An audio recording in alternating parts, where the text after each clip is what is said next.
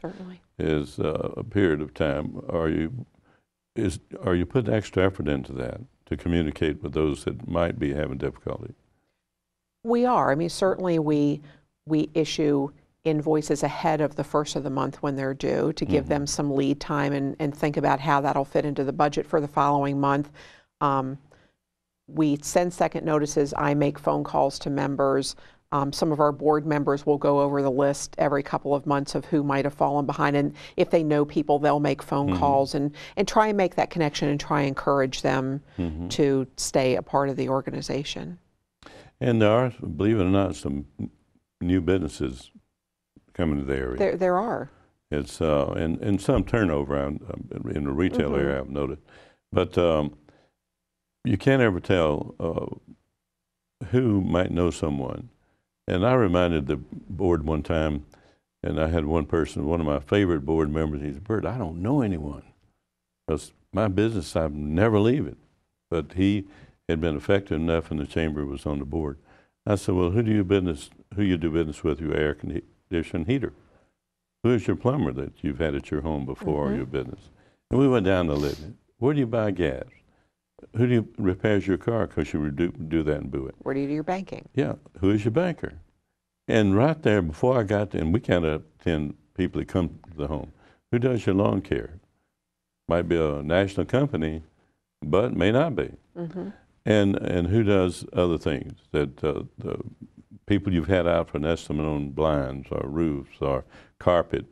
And there's a local carpet company here that I reminded people of. That every time they were selling a house, I said, "You know, this carousel carpet was a member for years." And I don't know they are now, but they're. But if they are, we just need to call them. But when you stop and think about all the people that this guy said, "I'm isolated from outside. I have to remain with." All of a sudden, he's thinking about everybody he did business with. Sure. That went to his home, not even to his business. And think about the people he did business with for his office equipment. Who'd you buy your computers from? And a lot of people go to the store to buy them, but a lot of people buy them for the salesman, the representative. So the prospects are right in your front door all the time. Absolutely. In my opinion. And of course, we've got a lot of people already in the chamber that have those businesses I described. Electrical company. I remember one electrical company that became a member was a great help in offering his services to the chamber. Things like that happen. Somebody recruited them to be a member once upon a time. And someone recruited the heat and air conditioning people, Bell Engineered, once upon a time. So that's where prospects are possible now, even with a downturn in the economy, Kelly. I believe we need to be a little bit regenerated by the fact that there are people out there that need to be part of things. Some businesses that feel a little bit isolated. And I know it's awfully difficult. If you were producing a program and invited all of your business members today how to increase your profit next week under the present economy, you'd have a lot of people show up. Probably. But it's not a lot of answers to that question. But why not have we're looking for a dozen business people that are willing to come in and talk to each other about their business. That's what happens at your programs you're doing, you know. Right. And the excitement of being a part of things and joining things is not easy for a person that's struggling. I realize that. But anyway, what else is happening? Well, as far as reminding people of what the future is, we've got the annual meeting in June, right? The annual meeting in June. State of the City breakfast next week. Several multi-chamber events that are on our website and that are coming up, which are a good benefit. Talked with Senator Peters' office this morning. He's going to do a breakfast meeting in February, so we'll have information out on that very soon to talk about what's going on legislatively at a state level this year. And our lease runs out at our current location at the end of February, and we will be moving the office to the Old Line Bank building, which is southbound 301 just before Pointer Ridge Drive. Pretty new building. They've been there about 3 years, I think, and we'll be on the 3rd floor there, so we'll get the word out. That's good. And it'll be a larger space. Yes, it is a larger space, has a conference room, so we won't be traveling nomads when we have our committee meetings and board meetings every Right. month. So it'll be nice to have a home. It'll be the end of the month, you say?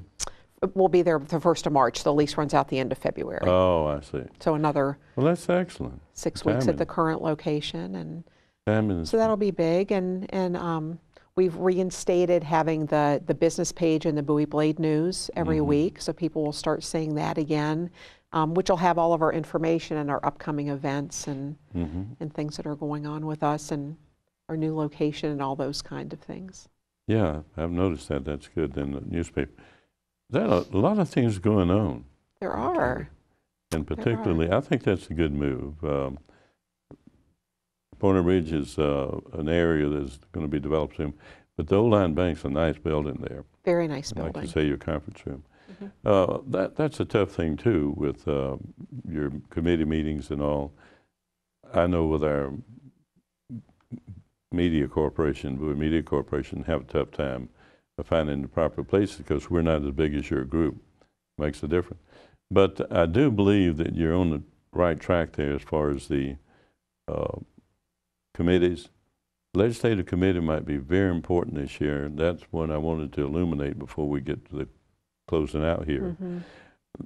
I think I'd recommend that your legislative committee communicate with Doug before the session start and with Hubbard and Holmes and Levi on what business things are coming up and to be a communication with them. I know the legislative committee works hard, but before a session coming up in Maryland, it's the ideal time to see what's happening. Absolutely. Session started last week.